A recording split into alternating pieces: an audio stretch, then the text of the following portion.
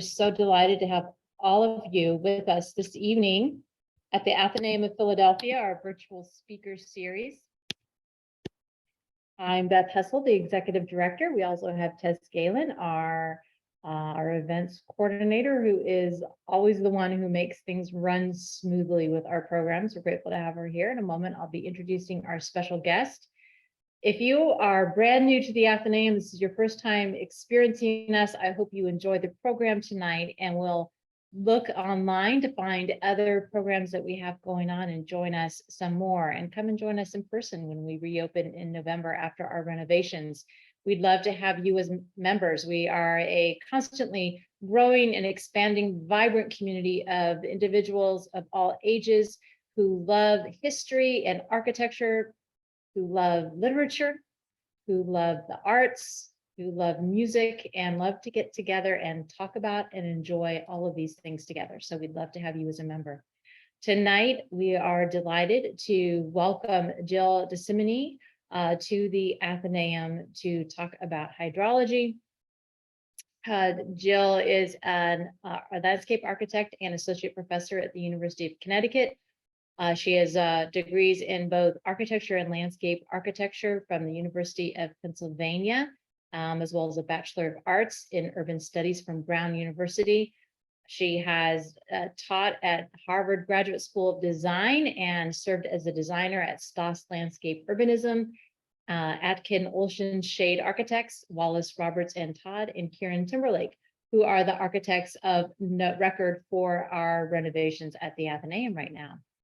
So we are delighted to welcome you here tonight, Jill. I invite all of you to put questions whenever you have them in the Q&A, the chat if you're not able to use your Q&A, and I will moderate those at the end of Jill's talk.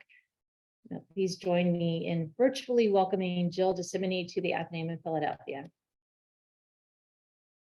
Excellent. Thanks so much, Beth, for the wonderful introduction, and to the Athenaeum for the opportunity. It's great to be here. I'm actually back in Philadelphia, which is a city that I love very much. I'm also from Portland, Oregon, and I've gotten to visit both recently, and I find it very restorative to be in these landscapes that I spent a long time in and that I love dearly. And I also like the opportunity to talk about Philadelphia while being in Philadelphia. I think I did not share. Oh, yeah. All right. Let me just put the slides on. I think you're seeing my kids playing in the fields, maybe. All right. And now I hope you see my slides. So it's a pleasure to be here. I'll be talking a little bit about hydrology, but mostly talking about a book that I've recently published called Cyclical City that focuses on a number of cities, and Philadelphia is one of them. And so I'm really excited to talk about it. It's been a decades-long project, and it's one that's ongoing, and I think it probably will continue to be ongoing. It's something I started to work on in grad school, and I sort of think I'll be working on it until decline is no longer kind of systemically produced in cities and property ceases to be abandoned, or I just get old. But really, it's a project that thinks to future design approaches while looking back at long and complex histories. And it's really a two-part project. The first one was a book of ideas called From Fallow, and this one is about longer stories called Cyclical City. And I think with this book, and with any book, I owe a lot of thanks and acknowledgements to my students, to my colleagues, to friends and family, whose contributions have been countless. So there's a number of colleagues and students: Angela, Taylor, UJ, Emmanuel, Gracie, who spent summers working on drawings, Rosetta, Jane, Michael, Bob, Joao, Maria, Sonia reviewed texts, and there are many others. So if you do happen to get the book, you can look for their names and understand this to be really a collaborative project that builds on a long lineage of work. And then also a thank you to UPA Press for publishing it, Boyd, Mark, Cece, Suzanne, Emily, Jane, and Ina. I kind of can't believe the book exists, but I'm excited to share parts of it with you tonight. And for a little bit of complex context, the book argues for a broader temporal framing of abandonment in order to understand overlapping political and socioeconomic trajectories and really the biogeophysical evolutions that underlie a designed urban condition. So in this case, looking at Philadelphia to really understand hydrology and its relationship to the development of the city. And so in other words, it focuses on the site, circumstances, and context of abandoned property in cities, as well as the political, social, and economic and ecological underpinnings and the design responses to these conditions. It examines the differentially shifting urban landscapes over long time cycles, so you can see dramatic changes in the landscape. It's been, I guess, all of COVID that I haven't been to Philadelphia. And so while some things seem really refreshing and the same, you can also think about these dramatic changes that occur in short and long terms. They can be singular and or episodic. And so really the book is thinking that history matters, that past actions and policies have played a fundamental role in producing and sustaining abandonment in cities.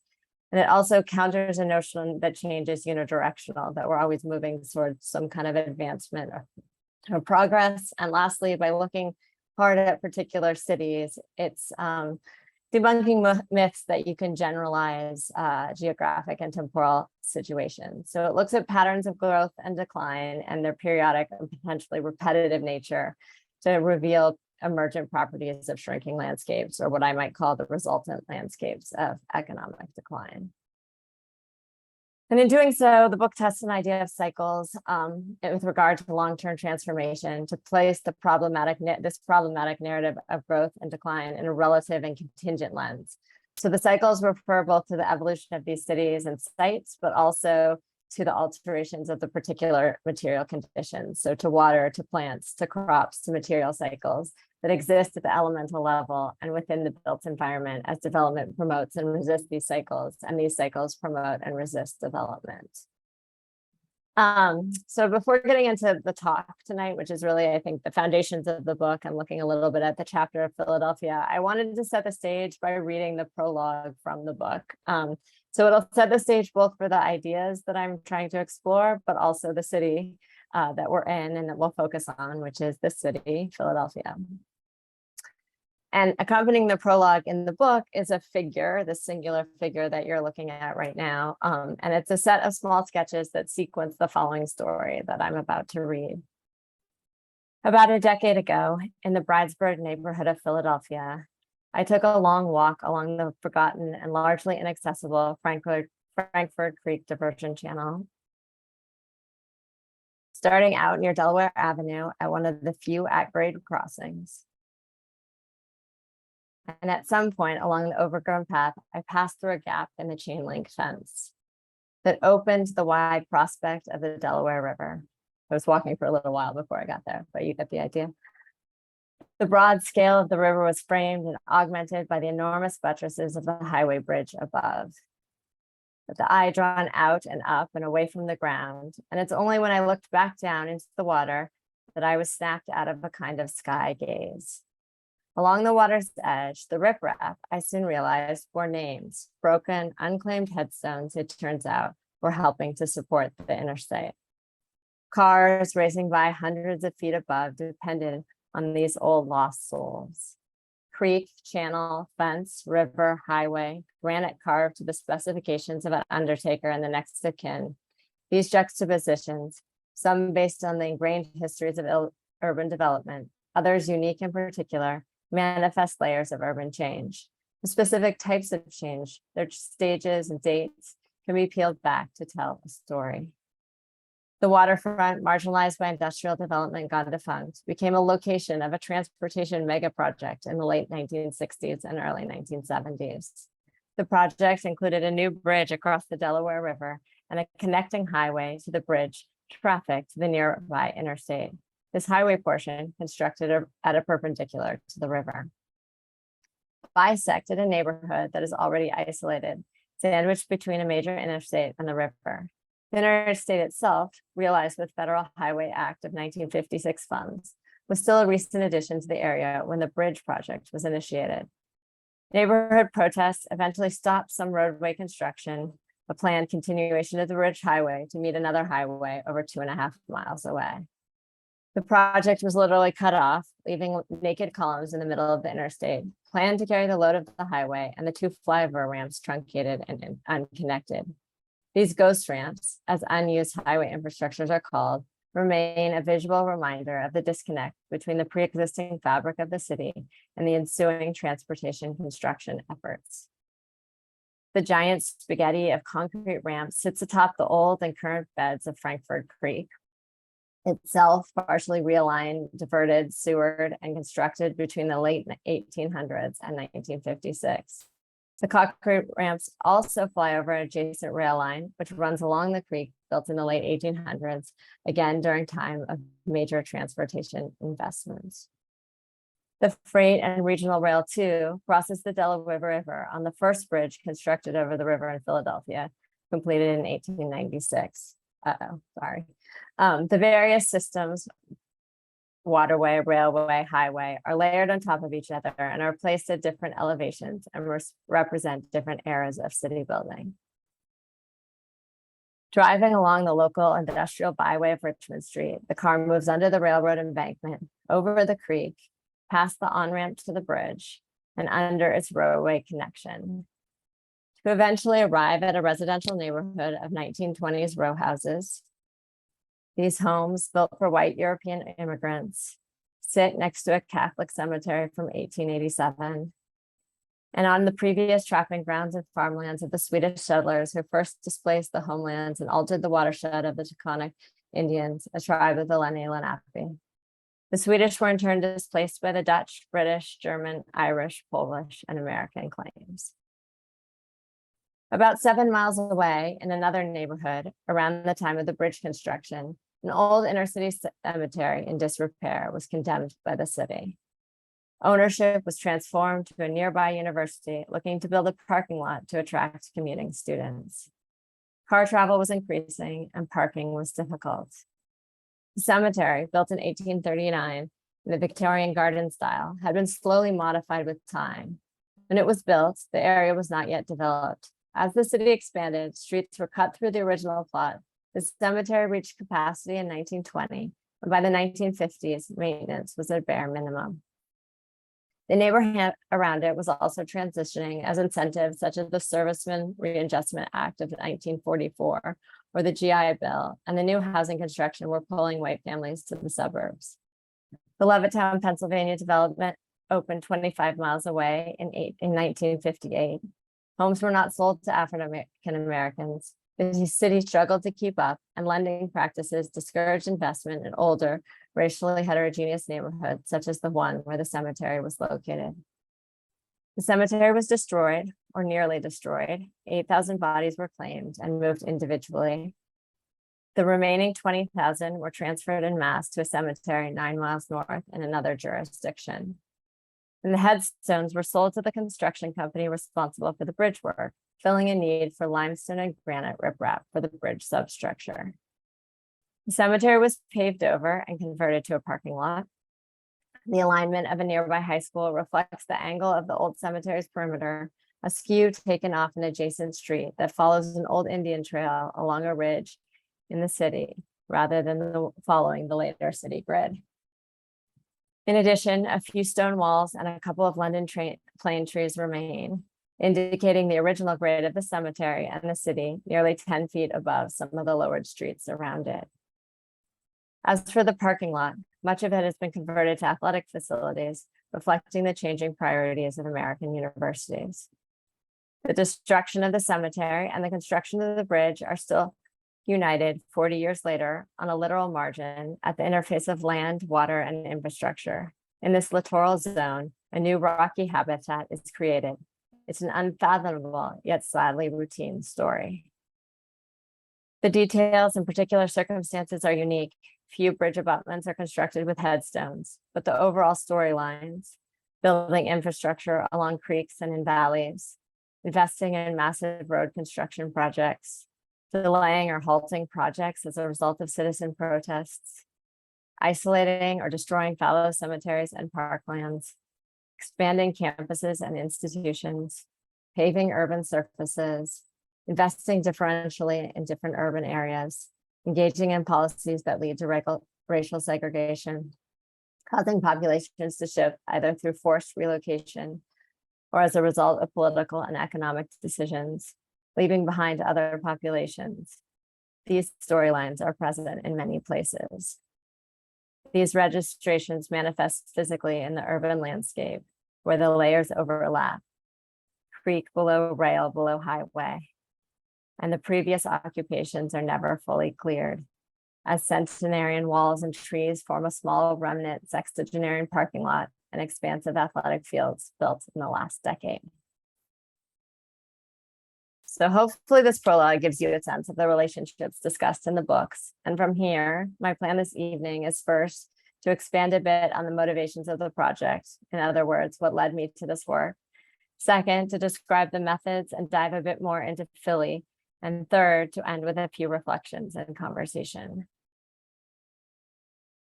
So to describe my journey, I begin with this image from a 2011, I call it my Indie tour of the United States, a tour I took to understand the diversity of places facing population outmigration, a place I left from Philly, thinking about Philly and thinking about what does Philly have in common with different places and what is unique, what is different about these particular cities.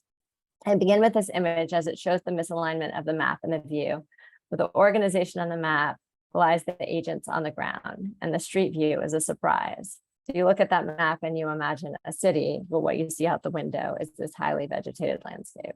This is the northwest corner of Youngstown, Ohio, an area planned in the 1950s and laid out in the subsequent decades, basically before anyone could imagine Black Monday in the fall of 1977 when the Youngstown Tube and Steel closed. It's an area that's never platted out, never built out, but it was platted and people are still moving in, riding all-terrain vehicles diagonally across the landscape of sparse homes and rich vegetation. So a lot's changed since I took this photo, and there's a recent film, The Place That Makes Us, that argues that the outlook of newer generations is changing, reconciling the trauma of older residents with a forward-leading vision for their city. And as I mentioned, this photo is part of an 18-day, 17-city, 5,000-mile off-highway tour from the Northeast through the Midwest. One of many that's taken in the formation of this book to understand the on-the-ground condition, the landscape, and its particularities. I'll just let it play for a few minutes, or a minute maybe, just to give you a sense of the context around the book, really. And the diversity of the context that you get when you're driving around and thinking about things on the ground and meeting people and being really excited about the work that they're doing. And so in some ways I think of these books as love letters to the American landscape that's often maligned, but I find full of hope in terms of its ecological and social conditions.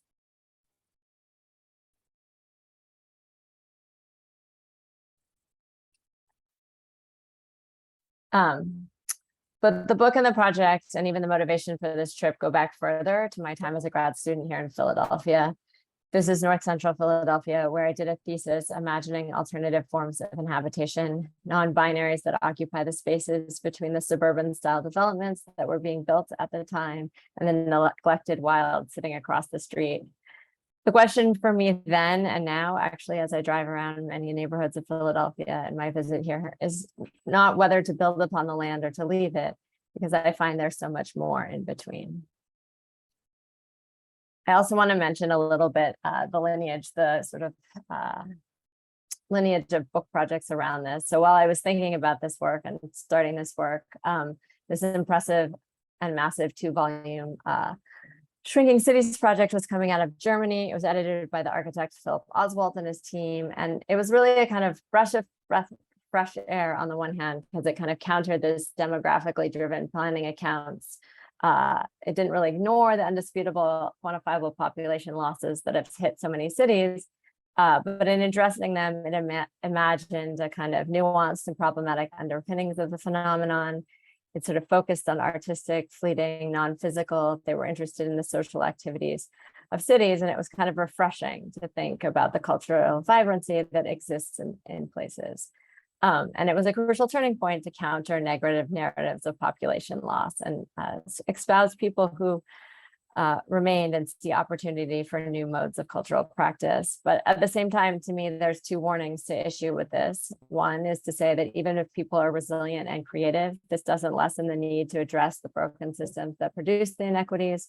The solution cannot be to place the care of the city and the supply of services in the hands of its citizen volunteers, that the burden of government and its market failure to provide cannot be borne by those historically left behind. And so while it's great to recognize the sort of potential and to think about the narratives of damage and desire at the same time, it's not to take, it's not, you have to sort of still think through the responsibilities. And the other sort of warning is that it became this important repository of possibilities to be mined and critiqued and expanded on. And for me, especially with regard to the question of landscape. So you're probably wondering, why am I looking at this list of a whole bunch of names? But basically there were 250 entries in the 2 volumes. I'm speaking to the extensiveness of the project, but only 5 of the contributors align themselves with the discipline of landscape. So there are 2 in volume 1 on research. So you see those 2 among all the contributors, and 3 in volume 2 on interventions here. And so to me, there was a real opportunity to think about reframing, re-understanding places in response to to understanding their biogeological physical conditions, their landscape conditions, and the potentials around that. And so I took on the challenge of a deep investigation of the landscape condition, and to ask, what can landscape-driven design approaches bring to previously occupied and currently abandoned landscapes? And I think one of the best parts of writing a book is to curate its bibliography, to read the lineages of thought and action around topics of interest, to mind gaps, to celebrate novel perspectives. And so the work builds on a broad design literature around the void, its associated terms and engagements, but it challenges an implication that the land is empty. Instead, the term I carefully use the terms abandoned and fallow. They're adopted to emphasize the deliberate jettisoning of the land, of course, metaphorically speaking, because land can't be thrown away, but also the potential of pause to nurture, restore, and allow for inventive futures for these latent landscapes. And ultimately, the book develops a framework to understand these abandoned and fallow landscapes beyond their aesthetic qualities, in order to posit a fundamental role for spatial design practice and particular landscape practice to transform these spaces through time. It pushes against the fetishization of voids and ruins, wildlands and wastelands, demanding accountability to and reparations for the local inhabitants, human and non-human, past, present, and future. And it critiques the singular parcel level strategies that seek to address systemic issues one lot at a time, embracing rather the potential of these transformations to reform the logics of capital real estate markets, to undermine efficiency, monetary return, short-term evaluation, and understands the deep lineages of damage found in sites of urban abandonment, the unevenness and injustice exposed by planners and geographers and really caused by planners and designers, thought through by urban historians and sociologists, especially with those who tend to think towards design. To see abandonment within movements for environmental and climatic justice over the past 50 years, where perhaps the understanding of ecological entanglements might lead to different forms of valuation and imagination. So I'm sort of deeply indebted to writers that are thinking this way. And the aspiration is really to see beyond this frame. It's what I call a myopic 60-year comparison of then and now, a view that despite all this literature we just saw, seems hard to shake. So here I'm showing Detroit and St. Louis, but we could easily be showing Philadelphia and other US cities. And actually the web portal allows you to do this. So if you sort of type 60 years of urban change Northeast, you can see this sort of slider. But to me, it's a question of how to move beyond that perspective. And so in order to do that, I kind of ask again, what more could a landscape-oriented approach do, or what could a more landscape-oriented approach do if you sort of think through those tongue twisters? And I have a few thoughts. So Cyclical City, in order to argue for the consideration of a longer time frame and a halt to this singular unidirectional note of growth and progress, it dives deep and wide. So the project aims at once for kind of a plurality, understanding relationships across multiple cities, but also a specificity. So how do you dive deep into a particular place and understand its transformations, which is a little bit what the prologue is aiming at. In order to inject other histories into that aerial slider we saw then and now, in order to question the preoccupation with the figure ground and other limiting binaries, in order to understand the unique properties, the DNA, if you will, of these sites and their context, and how their physical landscape characteristics are related to social, economic, and political drivers. What does it mean to tell these longer stories, and how can we trace the specific material properties of their making and unmaking from the past through to the future to continue to argue against purely lot level and superficial considerations? And so in the book, these stories are told through the formation, tangible and intangible, of individual sites as they move through these cycles of building and unbuilding, from the overall framing of the urban spaces, so from the city and region overall down to their material condition. And I'll come back to this image, but this is obviously Liberty Lands Park, understanding its changes through time. So you're seeing maps and sections over time and a sort of view of the site a few years ago. The work foregrounds the specific affordances of the land itself, looking at the key materials, the rudiments that come together to support life. So in one chapter, really diving deep into soils that are expertly manipulated to allow for cultivation in moments of dryness, and kind of understanding how we can think about soil, as we face all of these climatic pressures, the heat, the drought, how we can sort of think about investing in our soils and investing in this local knowledge of cultivation. It focuses on hydrology, which I think you're getting to understand is what the Philadelphia chapter talks about: vegetation, topography, geology, infrastructural capacity, and the occupation potential of land lying fallow. And in linking these long histories, it's important to also think about what a landscape-driven design approach cannot do, or in other words, to understand the limitations that spatial engagements with and cultural visions for physical landscapes have within the deep complexities of global capital and the political and economic decisions producing wildly uneven and racist conditions over time. To parse what is a design project and what is not, where we can claim agency and where we cannot, to understand a need for collaboration, to work with policymakers, to work with other types of leaders for disciplines and activisms within space making and outside of it. So arguably, I would say, as a landscape architecture professor and a landscape architect, my world making endeavors are relatively small, but I could still push for different types of valuation and visions that can counter a sort of singular market-driven approach, and to see kind of the labor of ecology, to actually value chicory and wild carrot, and to see the labor of people, not through exploitation, but through respect and compensation. And so in a way, some of the ideas that I pull out of the projects that I look at push on these value systems to look at notions of cycles, of kind of water cycles, of systems, of hybrids and gradients that allow us to break through from the binaries and the linear narratives. So in the project, I consider the overall trajectory of growth and decline not as either growing or declining, but as rather part of the same set of transformations. And at the same time, I investigate recurrence related to landscape characteristics and design rudiments, the water, vegetal, crop, and material and life cycles. So in the end, through each project, these transformations come together to expose the persistent qualities and potentials of the urban landscape. What is the DNA of each of these places as a city, as a site, as a material? Again, these changes are understood critically relative to other metric and decision-making cycles. So fiscal periods, political terms, decennial census counts, things that work against the kind of growth and spontaneity of landscape, but often lead to structural disinvestment and limited readings of vitality. And so further, as planners and designers, we tend to still think in binaries. Is it public or private? Is it cultivated or spontaneous? Do we mow it or do we not mow it? And it has considerable limitations. So the projects are thought of as gradients. And along these gradients, we can see resources deliberately allocated towards maximum social and ecological impact.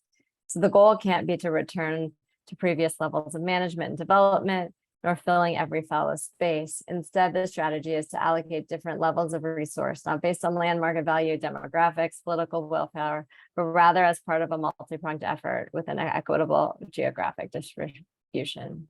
So in other words, there would be a range of carefully considered spaces of high intensity and spaces of low intensity across sites, neighborhoods, cities, regions.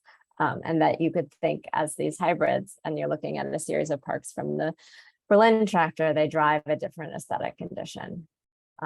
So you see these juxtapositions in relationship to each other.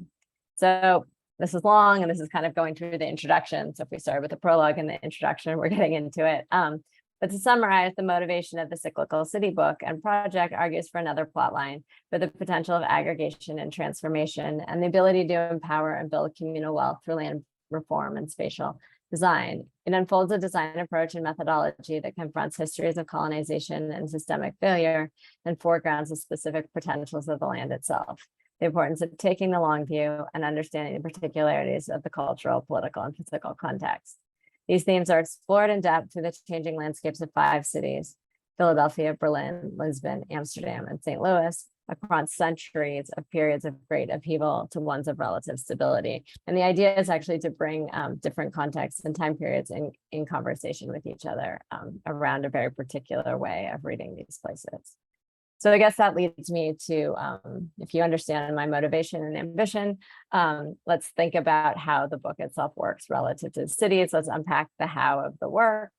So here you see the table of contents along with the epitaph from the poet Adrienne Rich, who I think is fantastic. And I invite you to read these things and read the book. But we've read the prologue, I've unpacked the ideas in the introduction, and now we're turning to the cities. And in particular, we're going to turn to Philadelphia and think about Philadelphia through the lens, like what is the rudiment here? The rudiment will be hydrology, it'll be stormwater. And so in a way, the chapter is called Stormwater, 350 Years of Hydrology in Philadelphia. So each project and city is understood through this rudimentary lens. In the case of Philadelphia, sort of the first city visited, what I think is the kind of genesis of this work and why it's so exciting to be talking about it here. I call it the one from the beginning. The lens is water, and you don't really need to read this text, which I pulled from my own writing, but I've highlighted these key moments. And so in a way, you're thinking about the formation of the city of Philadelphia and thinking of its hydrological function as one of its defining agents. And so you can also think of water as a potentially unifying process. And so water falls everywhere. It's obviously directed through the surface manipulations of the hydrology, but what if we thought about it as a kind of city making agent? And so that's what I kind of tried to do, and to sort of unpack that specifically through this idea of stormwater, but its intersection with clean water and sanitary water as well. And so to kind of give you a sense of the book and its methodology, we're looking at 4 images from the Philadelphia sequence. And for each of these cities, the project combines a long form text with original visuals. So each city and its projects are researched, visited, and drawn in a particular manner. The fallow and abandoned landscapes are put into a cartographic dialogue through these maps that describe the key urban structuring elements. So that's the first one that you see. And so in Philadelphia, that means it's waterways and floodplains, but it's other things in other cities. And then these abandoned spaces, this fallow ground, and their projects that address them are juxtaposed against a particular urban plan and a particular planning history. So in the case of Philadelphia, I look at the work of landscape architects Ian McHarg and Anne Winston Spurn. And then from that kind of reading of a kind of planning history and a planning history that really focuses on an ecological context, I start to draw sections through the territory that can relate the plans from above to a movement through the city and call out particular project locations. So that third image is thinking about particular sites. And these sites are drawn in plan and section over time, as well as kind of in an axonometric view. So you have a 3-dimensional understanding of the space. And then we also think about the materials themselves, these rudimentary materials. So what is, if I sort of move telescopically from the city at large down to its material constitution, what could that be? And in the case of Philadelphia, it's thinking about these wet and dry meadows and this kind of surface treatment of stormwater that's happening now that's changing the shape of the landscape. And so it kind of goes through how has this hydrological landscape been transformed in the past and how is it kind of being transformed as we move to the future, and what is the potential of really surfacing something that has not been at the surface, at least for a very long time. And so I'm just going to tell the story kind of briefly through the images, because I think this is an opportunity to show and explain the images, but hopefully it'll entice you to dive in reading the chapter, because in a way I called this chapter, this talk about the 350 year story of stormwater, and the chapter is that. I'm only going to touch on a few moments tonight to kind of, I guess, whet your appetite and drive a larger conversation. So let's unpack the sequence and look at the city that many of you are likely familiar with through this lens of water capture. And this is the opening photograph. It's a micro island on Passyunk Avenue, and it's one of these micro and macro basins that are proliferating across the city that I see more and more of each time I visit.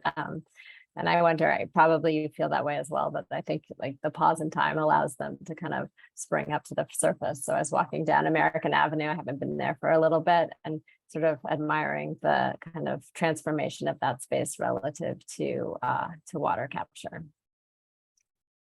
And then we sort of move back and think about the citywide scale. So we're seeing this kind of abandoned land in relationship to its topography and hydrology, sort of past and present, constructed and flowing. And so on the left, you see abandoned land in maroon. Obviously, these maps are static, and this is a changing condition. So abandoned land at one point in time, with the waterways really highlighted in black, the parklands in green, and the overall kind of contour of the city kind of showing that elevation. And so that's what you see on the right. And then on the left, you see a longer history of how the streams, how all the historical streams, it's a well-known story, turned into kind of sewer sheds across the subwatershed, and the underground became sort of calibrated with the above ground. But it's really, the second one is really thinking about what would happen if I read this city through its watersheds, if I highlighted its watersheds and its stream sheds and understood it in this way. And then coming back to this idea of looking at a planning history, what would it mean to then think about this relative to a map of the region drawn by the landscape architect Ian McHarg and his colleagues in the late 1960s? That was a fundamental image in kind of changing the way in which we saw the city. And so if you think about the historical maps of Philadelphia, you can look back and see water very much at the forefront, but then you start to see property, and property marked in relationship to water. And then you start to see infrastructure and the kind of natural landscape disappear. So this map from the 1960s sought to bring that hydrological picture to the forward. So you could almost see that, you could sort of lose the form of the city of Philadelphia and really focus on its waterways and its forests and its biomes. And here I'm thinking about, okay, this is a map, this is a planning history. What happens when I start to juxtapose this with the ways in which the city is now managing its watery inputs and outputs. And I think what's really unique about Philadelphia is it's always managed its watery inputs and outputs in the boundaries and on the surface. So once the city decided not to pull its drinking water from afar, and that was not a one-time decision, it's a decision that was repeated. It invested in Franklin Park to protect its drinking water. And once the city decided not to build a tunnel to address its EPA stormwater decree, and sort of that halts sewer water from flowing into the rivers, it invested in refiguring its landscapes, tiny and large, into basins.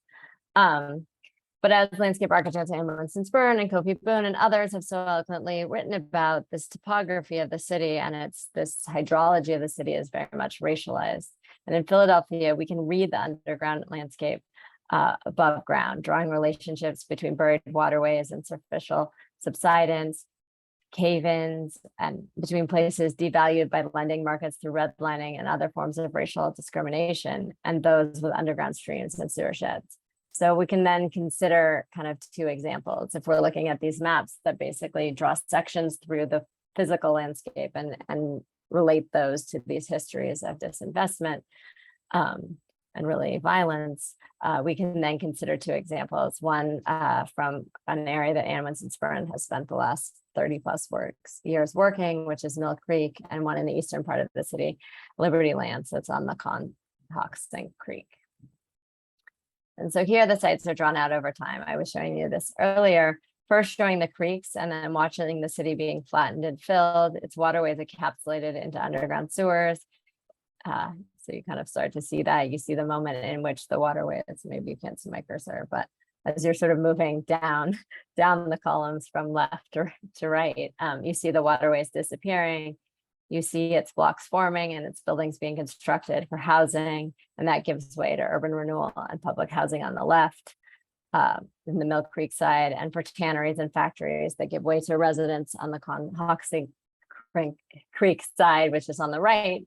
And then the evolution continues with the abandonment of these buildings due to government disinvestment and economic shifts towards an opening of the city with new types of public housing in Mill Creek, not towers, but townhomes, and with some space given to the creek underground, but arguably not enough, and to a Superfund site, Trim Public Park and Liberty Lands, that's achieved through the hard work of neighborhood advocates, where stormwater is pulled from the street and into the site. Looking north at the Mill Creek Basin, this is pre-completion of the current plan. And then looking south in Liberty Lands at the mural by the artist Dennis Howe, that situates the park in its watershed and relative to the formal path of the creek. It now flows under the crazy bends and turns of nearby roads that when you happen upon their alignment, you wonder the history, and in digging in, you uncover this fascinating hydrologic transformation from creek to sewer to basin. And you explore these sites and basins relative to each other and relative to other sites. So in this case, this just looked like big green block that's implemented near the Kensington High by the Philadelphia Water Department as one of their larger impoundment sites, one of their signature sites, and then foregrounding the material and vegetal properties of the basin as this building block of the city and its public landscapes. It's a photograph of Schistler, and then ending with a diagram that's probably hard to read. And, you know, I think what's nice about this is it's in book form. So the drawings are really meant for you to spend time with them and get to know them. But it relates the water cycles to temperature and precipitation changes over time, to population shifts, housing price, unemployment, storms, key events in the evolution of Philadelphia's hydrology, like the start of the sewer constructions and its broad history, talking about the entanglements of policies and the environment through this lens of Philadelphia's watersheds.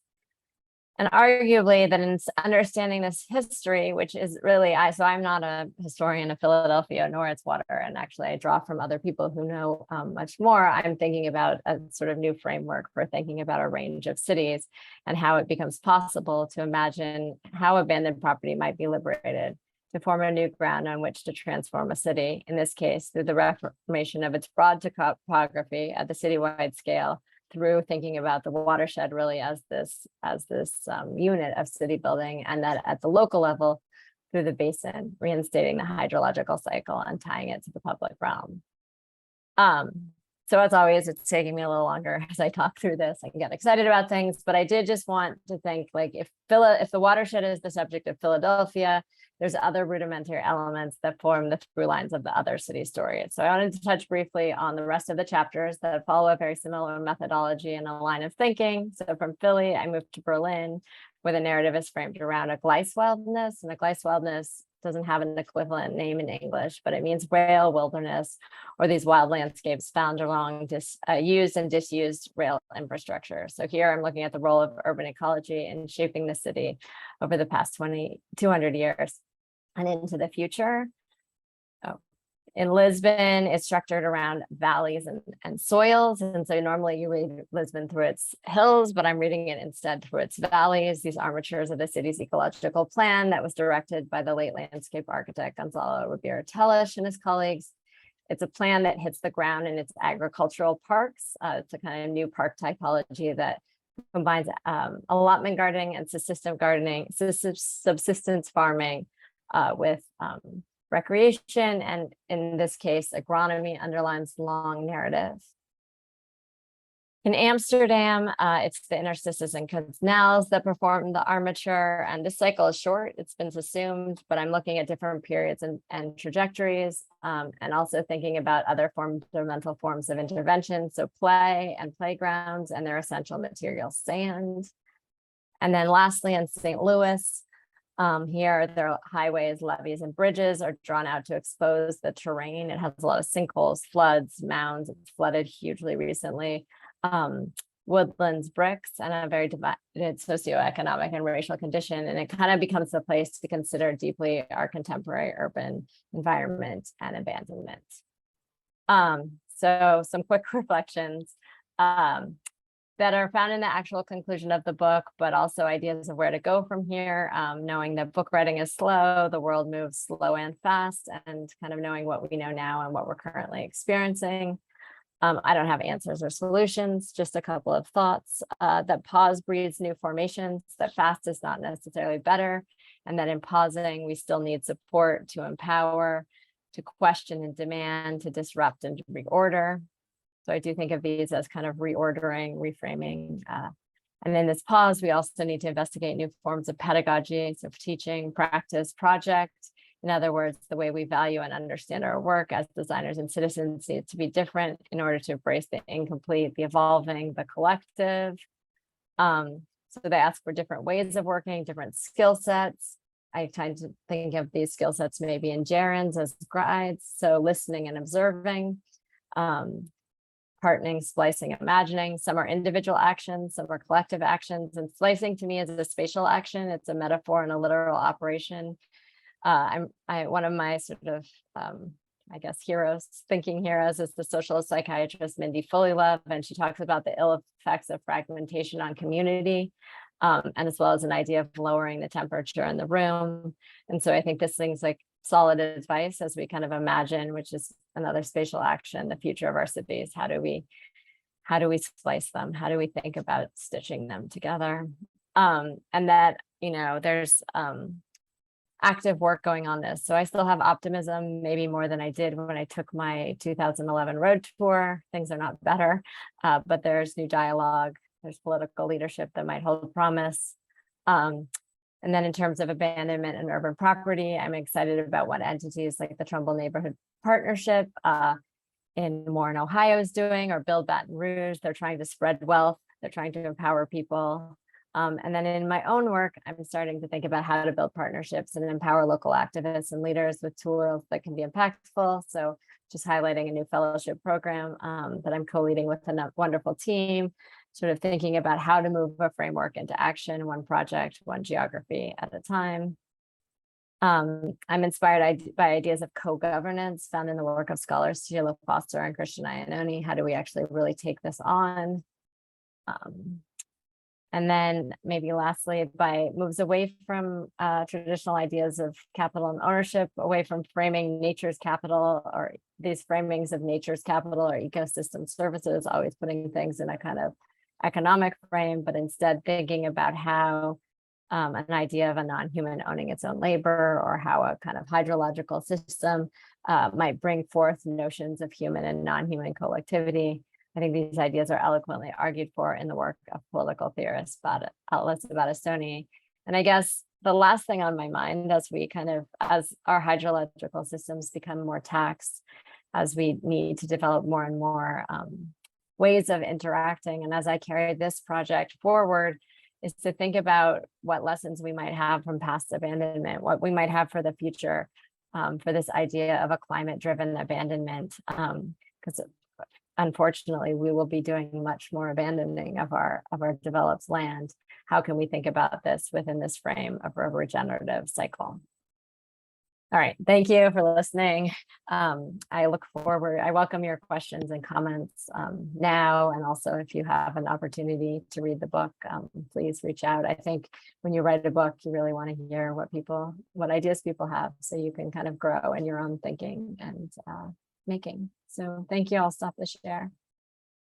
Thank you, Jill. We have one question, wondering about what thoughts you might have if you're aware of the current reinvestment in the area of the Betsy Ross Bridge.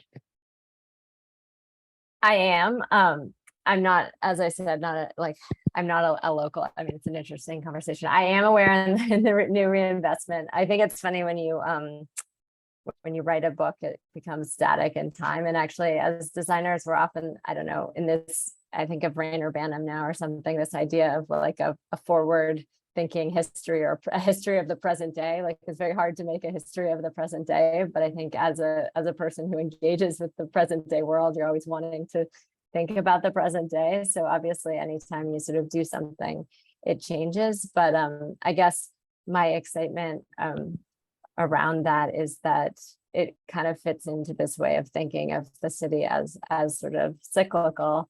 I don't know if we're learning from our past mistakes, but I would love to imagine that we are. But yeah, So I keep looking into the history of these places. There's also particular sites that I worked on when I was in grad school, maybe 20 some years ago, and I keep coming back to see how they're transforming. And so I always think that cities transform a lot in a kind of short term, and in some ways a lot in a really long term. And there's this middle ground where things seem more static. But yeah.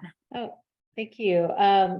So Mary Francis talks about the work she had done at Ian McHarg's regional planning studio at Penn to bring together different disciplines with the overlaying of maps in the Delaware Valley region. And it looks like you've been doing that work with this book of overlaying maps to get a sense of different. I'd be interested if you could talk a little bit about this, this process of how you create these maps that visualize all these different intersecting issues.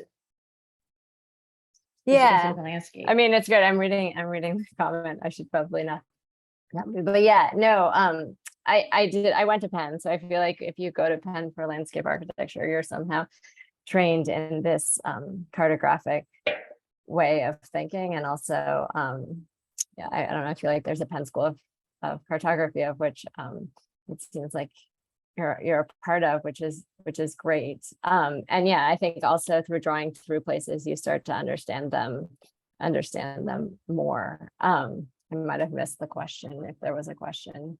I think yeah, she was the comment. I just sort of pulled out that was just sort of an interesting, those of us who are not trained in cartography may not know really how you go about pulling that all together to tell a story.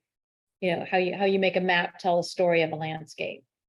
Yeah, no, I think it's a great question. And I mean, the maps in the book, I think in some ways I struggled, and I worked on it with them on with a team of graduate school students and research assistants. We made the maps drawing from various data sources, and also wanting to overlay histories, so kind of overlay this view of the city in 1969 with the view of the city currently. Like, how do these things overlap and overlay? And I think it's a challenge at the citywide scale to be able to edit yourself to make it not look like a mishmash of things. And I think, probably I'm still working on that aspect, but for the individual sites, I think just drawing through that, there's all sorts of fire insurance maps and things that can allow you to kind of reconstruct a place at that level. And then you can start to kind of really get into the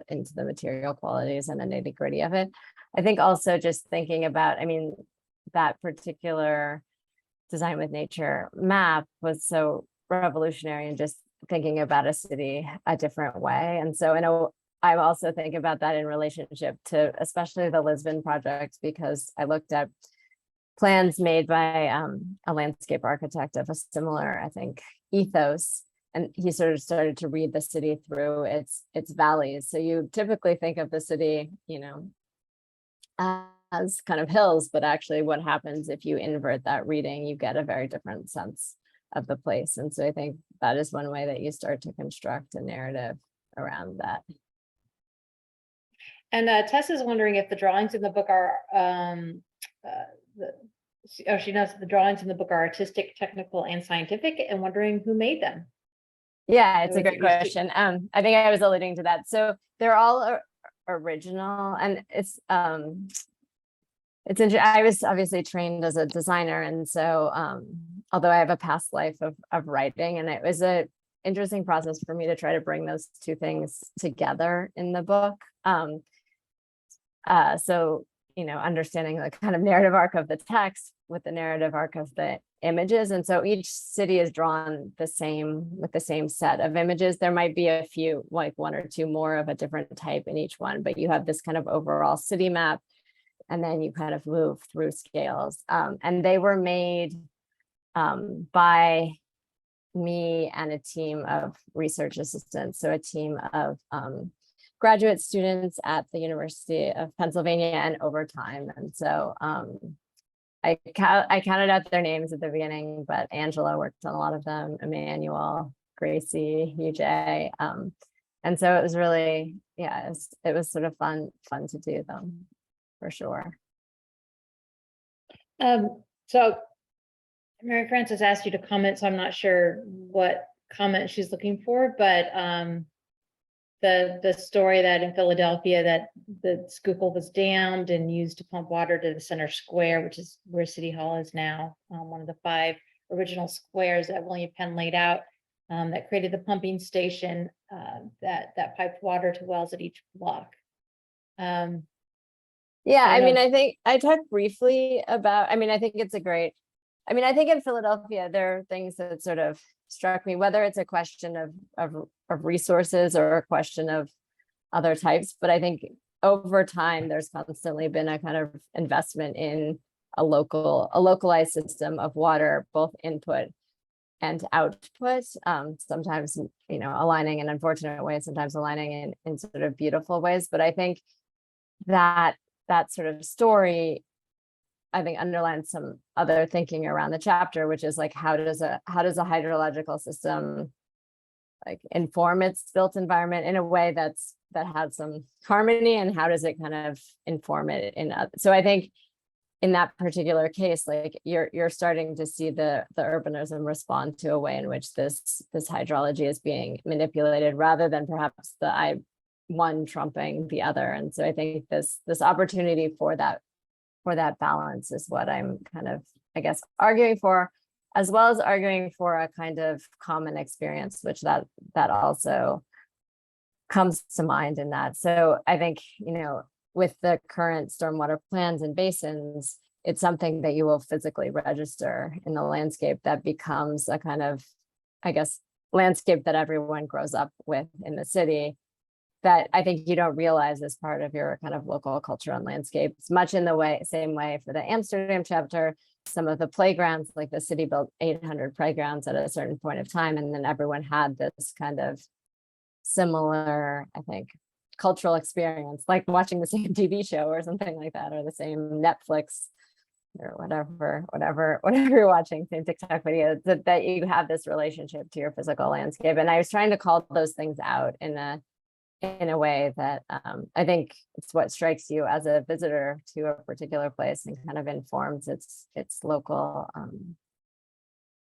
fabric. So in Berlin also, you're sort of struck by the black locust trees and the ways in which development and vegetation exist in relationship to each other, and what is like, and sometimes buildings are built around the vegetation in a way that seems particularly striking, but probably seems like it's kind of endemic to the culture of the place.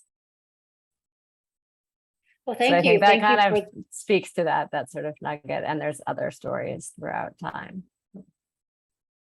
Thank you, and thank you for those who want to dive more deeply. We do have the book at the Athenaeum, and you can find it through UPenn Press. So I hope you will dive in. I think those images alone are fascinating for telling the stories.